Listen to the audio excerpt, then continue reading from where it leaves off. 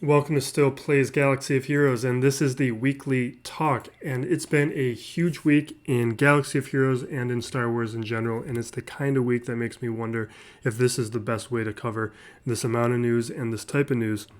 The intent of this video series has always been on like a weekly or semi-weekly basis to look at the amount of things that have happened in Galaxy of Heroes, take a bird's eye view, see if we can see any patterns within the game after letting the news simmer for a little bit, instead of just quick hits as the news happens, giving thoughts, because I think plenty of channels are already doing that very well. But here is the rundown of this week's topics. We've got Beskar Mando, which looks to me to be a journey. We have the Rancor Raid and that update in general. There was a bunch of other things within it. Galactic Challenge changes. All of the news from Disney on Star Wars and their long-term plans, which obviously are going to have big impacts within the game. And then from all of that, there's a number of connections to be addressed between EA and CG and Galaxy of Heroes. So first up, we have Beskar Mando Journey. We had the forum post announcing that CG had a conversation with the Galactic War Report and with SWGOH events to announce the Mandalorian Beskar Armor event. To quickly touch upon the news from SWGOHevents.com, the event begins December 16th, and it's meant to be as accessible as possible for veterans of the game. This is all great news. IG-11, Queel, Cara Dune, Mando, Grief Karga, all required at 7 stars. This was what I was expecting. I was always thinking this was going to be a journey-style event. Because we had this simplified version of Mando. We basically had like episode 1 and 2 Mando. And just like CLS and the JTR event, you needed a simplified version of the character to unlock the journey version of the character. So we had like Farm Boy Luke to get CLS. We had Scavenger Ray to get Ray. It always made sense that was the pattern. Although I was expecting there to be a legendary before this event, because in both of those heroes journeys there was a legendary character required, but the ancient journeys didn't.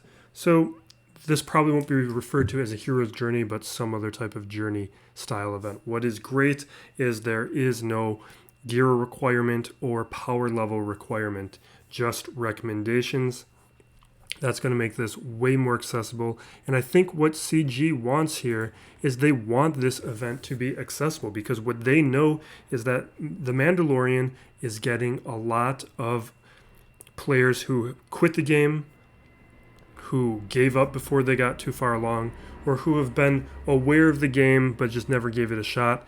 They are now coming back to the game to get Baby Yoda. And if you look at this image of the Mando, you see Baby Yoda on his shoulders. I am really hoping for a summonable Baby Yoda, kind of like in the style of ARC Trooper's turret, where it's summonable but not targetable. The other news here is there's going to be a Galactic Chase style event on the Cantina nodes. Hit them hard, because by the math from SWGOH events is that you will be able to, by the end of the Galactic Chase, get them to 7 stars with their assumption. So that may not turn out to be the case, but hopefully it will be, that these characters can be brought up to 7 stars by the end of those 21 days. I, for one, though, am going to take Queel, who I already have taken up to 4 stars, but I'll be taking IG-11 up to 4 stars before I start hitting those Cantina nodes once they become available in shipments, because in shipments it takes about 1.8 thousand crystals to take them from 3 stars to 4 stars. That's going to save some time. It's not the best use of crystals. You're definitely going to get better value on the refreshes, but I have enough crystals where that's something I'm going to do for my own peace of mind. The last key piece of information here is Beskar Mando is going to be available in the Journey Guide permanently on day 1. That is also huge news. And again, this is just about all these players who are coming back to the game because of their interest in Baby Yoda and in the Mandalorian show in general. This is something to give them a carrot that they can pursue and get these characters. And it's something that I've talked about in previous talk videos, where you had Cara Dune on a very easy node. Most of these characters were not that difficult to farm up, except for Mando's kind of a pain, but also the gearing requirements is not a huge pain. Only Mando requires Kyrotech before getting up to gear 12. All the other ones, you can take them up to gear 11 without any Kyrotech. That's huge. I mean, IG-11 and Queel, they require a couple stun guns. They're a little bit more of a pain, but Cara Dune, Greef Karga, they were not bad gears, especially compared to some of the other recent gears like Piet and Mon Mothma. Even 3 Baka to a certain degree was kind of a pain to gear. And then the last thing is Queel and IG-11 will be available on hard nodes after the event. So as soon as the event's over, if you weren't able to get them up, if you're a player who doesn't have the same crystal income and it's going to take you a little bit longer, you don't have to wait months for Mando to come back. Next up, we have the Rancor Raid. The Pit has a new challenge tier, and there's 2 things of note I wanted to address from a free-to-play perspective. One is that it requires Relic 5 to participate, and 2 is that it is going to reward Relicate materials. And I think in the short term, it's going to be achievable for higher-end guilds. It's not something that as a free-to-play player, I think that you should be really aggressively pursuing. Let the higher-end guilds figure out the best teams, which characters make the most sense to have at those higher-level relics.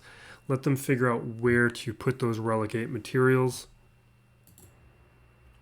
Rushing to relic characters you don't need to relic is how you're going to hurt yourself in Grand Arena. And I've talked about this in previous videos when progression systems have been released, when they first announced Relicate, and when the new mod slicing tiers became available. Progression isn't bad, especially if you already have bad matchups in Grand Arena. The progression systems is how those players that you're currently getting matched up with that are hurting you are going to move past you.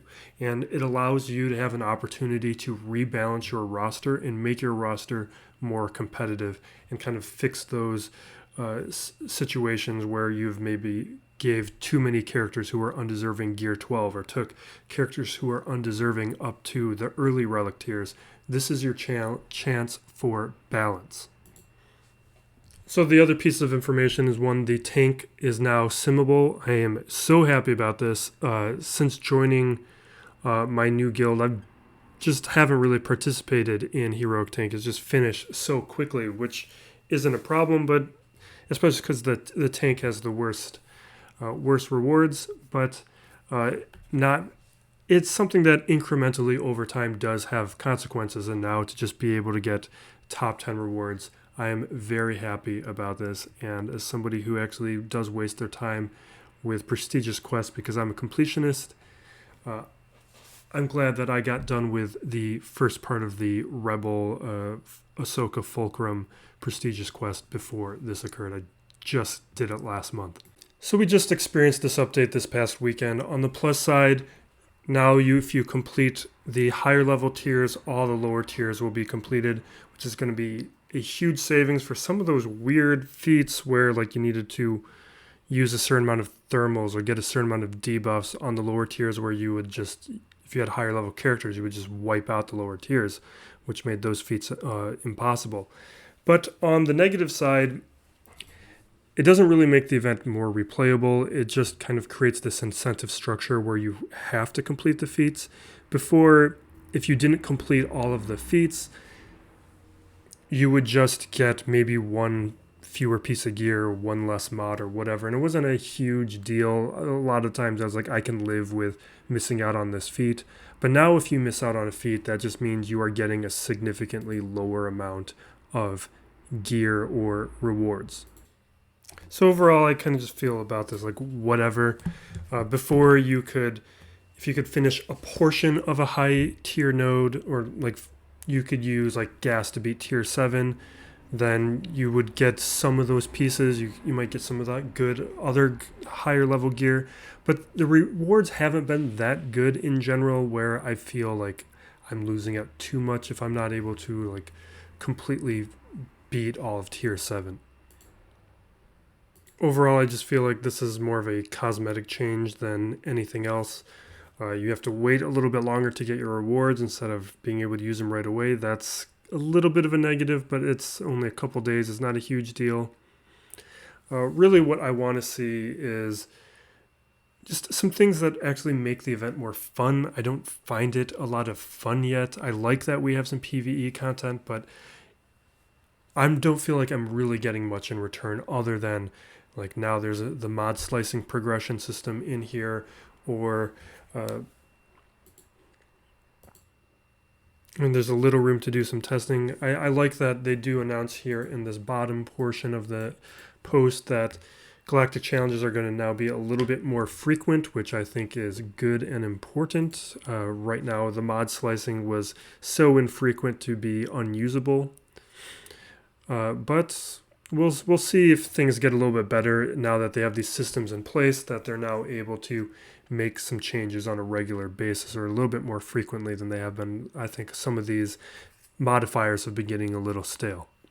The next two topics are interconnected. First up with those is Disney making all their announcements for the long-term plans on Lucasfilm. I mean, we've got the Rogue Squadron, we've got a Taika Waititi film, we've got Kenobi, we've got Ahsoka, Rangers, Lando, Andor, the Bad Batch, and obviously the Bad Batch for one are something that a lot of people have speculated about coming into the game. Now it's probably going to be tied to the release of that show. And now what we see is all these opportunities for infusion of these new content into the game. As we were starting to get to a point where it's like, okay, what are they going to start releasing? Are they going to get increasingly more obscure and bringing in characters from Clone Wars or the movies that players and fans of Star Wars have less and less of a relationship to? Instead of getting increasingly obscure, now we have all this great new content where we can have new legendaries, new galactic legends, new characters, new marquees, and which can really fill out what could be this game. Lastly, I wanted to address what all these changes we've been seeing in-game over the past several months and what this news from Disney with the Lucasfilm plans kind of means in terms of EA and CG, because prior to this year, like 2019 and 2018 were pretty gray days for Galaxy of Heroes, where a lot of players were speculating on the end of Galaxy of Heroes. Mobile Gamer famously had the videos where he was breaking down the business side of things, where like you have this cash cow, you have a growing game, where you have all these new players coming in, you're making money, and then when you no longer have that infusion of new players, you start transitioning into this other mode where you just kind of milk it until it dies. And I think I do agree with Mobile Gamer that I think during 2019, 2018, that is where the game was at. It didn't look like things were changing that much. We weren't seeing a lot of new marquees. We were nearing the end of the Skywalker saga, where it was unclear what was really going to be happening to this game in the long term. But what I always thought about in contrast to that Mobile Gamer theory was that was also going against a lot of the trends that we were seeing within the gaming industry in general. Like, I do think EA was doing that because EA is full of MBAs and a lot of like stodgy old thinking. But what you saw within the rest of the gaming industry, like when you saw Bethesda making Fallout 76, you see Rockstar Games and GTA Online, you see World of Warcraft, and you look at like Valve has basically transitioned into doing Steam instead of making Half-Life games. What you've seen is this pattern of these gaming industries trying to look for these low investment but consistently revenue generating games and content. where instead of having to make a blockbuster game or having to make a new game all the time, which are these high investment endeavors, instead they are able to just put a certain amount of consistent investment into a game that is making a lot of money. And even over 2019 and 2018, Galaxy of Heroes was making a lot of money for EA. So why would EA want to stop investing into a game, even though it was not attracting the same amount of players, when it was attracting the same amount of money? And I think EA has kind of woken up now to those larger gaming industry trends, where now EA has realized that there may not be the same growth within the game, but there is still a lot of consistent money to be made and to be relied upon.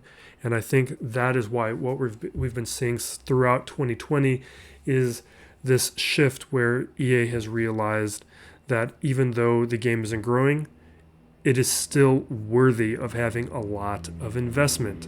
And I, for one, I'm very happy about that, and because it's a fun game, and it's a game that I don't have to spend 40 hours or more playing, and I can just spend a little bit of time on day by day, which works more for like where I am in my life and what I can afford to do in games. Like, I haven't played a marquee game in a decade, and I love games, but it's just what I can reasonably afford to invest in. That's it for this week. Please like and subscribe. Leave a comment down below. Let me know if you have any preference towards a longer video that covers the week in Galaxy of Heroes like this, or if it's more relevant or useful to you for me to just hit the news on a daily or semi-daily basis whenever it occurs. Be safe out there, everyone, and be excellent to each other. This has been Still Plays Galaxy of Heroes.